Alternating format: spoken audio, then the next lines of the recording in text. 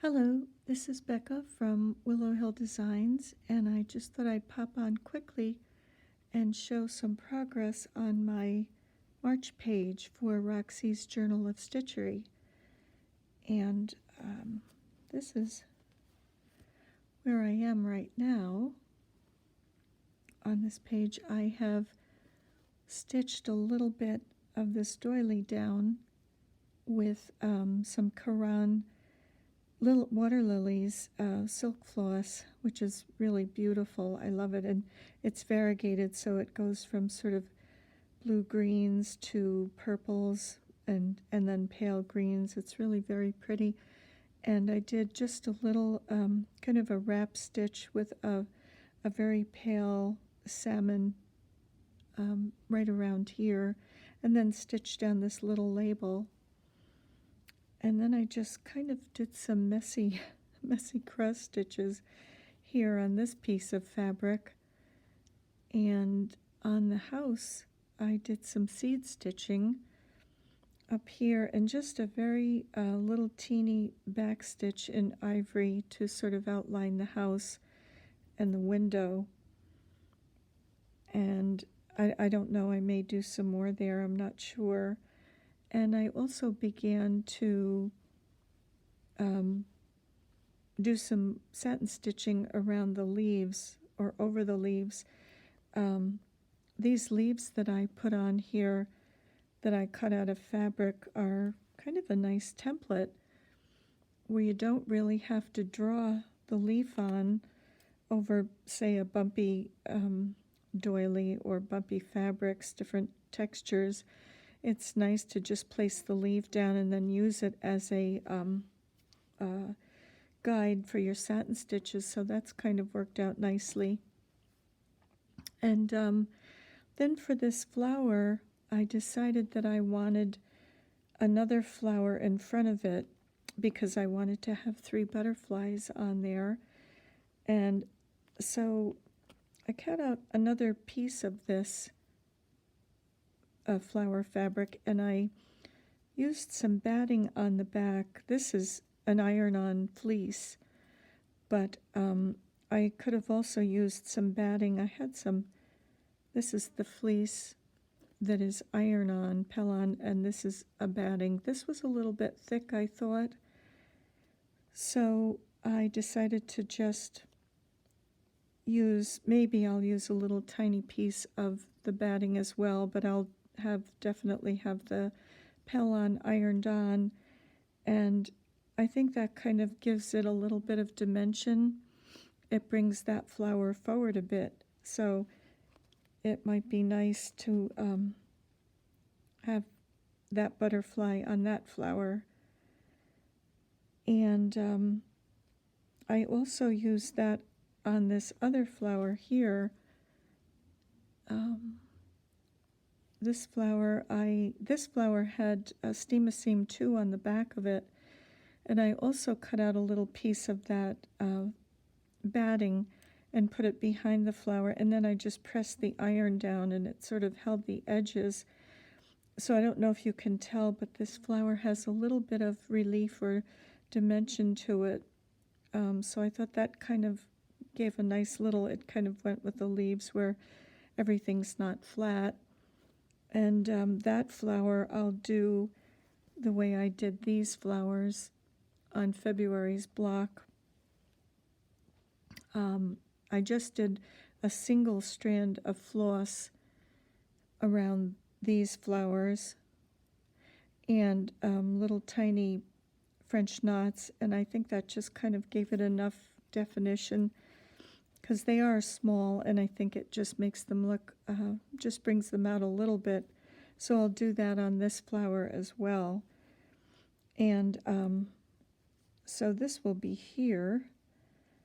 And also, when I was thinking of doing something with this flower, I realized that because these leaves now have dimension, they kind of they stand out a bit, and also this flower and these leaves, I thought there'll be sort of a little dent there. So I didn't really want that. So I just thought, as a little tip, maybe batting could be used. We could use batting just for a little extra dimension, and I think that'll help that fabric from dipping, and then when I do whatever over here, it'll sort of level out.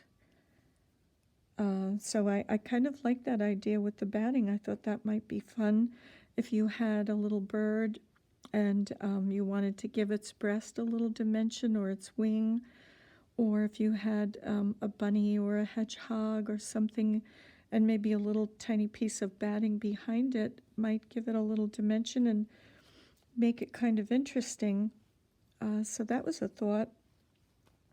And I have to thank Jeanette from My Cottage Crafts, because she has the same butterfly that I do here, and she suggested she was using chiffon in a little hoop behind her butterfly to add some color to it.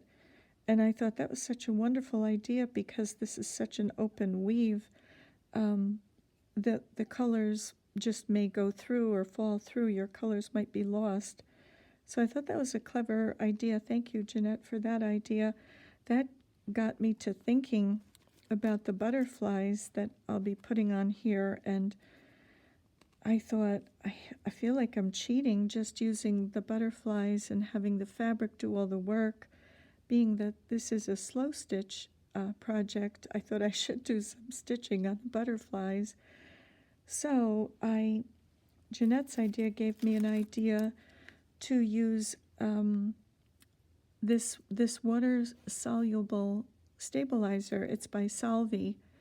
I didn't bring my little packet of it here, but it's by Solvay, and they give you quite a bit in it. There's quite a few good-sized sheets in there, and you really only need a tiny little bit. So I decided to do a little bit of embroidery on this butterfly. I did its body and head and some French knots and a little bit of the gold sulky thread around the wings. And then when you're all set with it, first you attach it to the Solvay, just a few stitches, but when you're all set, you just put this in water, and this film will dissolve away, and you're left with the butterfly. So that butterfly will go on the flower. And I'd like to do some stitching on this one as well.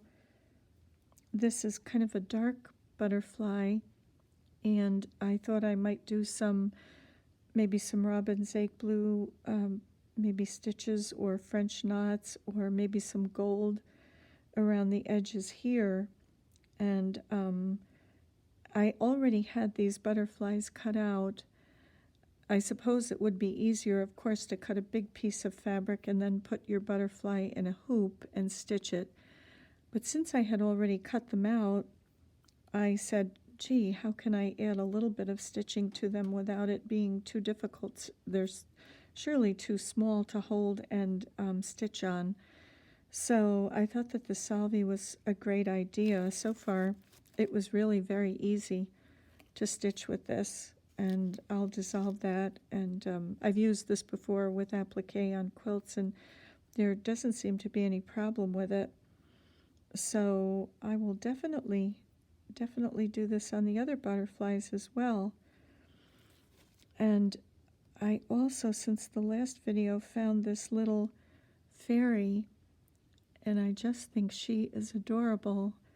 So I thought she should be maybe on the flower with the butterflies. I don't know. Or I'm not sure if she'll be down here by the little mouse, and the mouse is looking at her down there. I'm not sure, but I loved her. I don't remember who made this fabric, but I just think she's so cute. So I thought, and I'll just do a tiny little bit of, I'll use the Solvay and maybe a little tiny bit of gold stitching on her wings. I think that's probably it, because she's so small. And I do have a couple of buttons that I'd like to add, little teeny ones, and I think I may, just for the color, put a button there, maybe here, but I'm not sure. about the buttons yet. That's kind of still up in the air. I just kind of like the color, but we'll have to see. And then, of course, she'll be up here.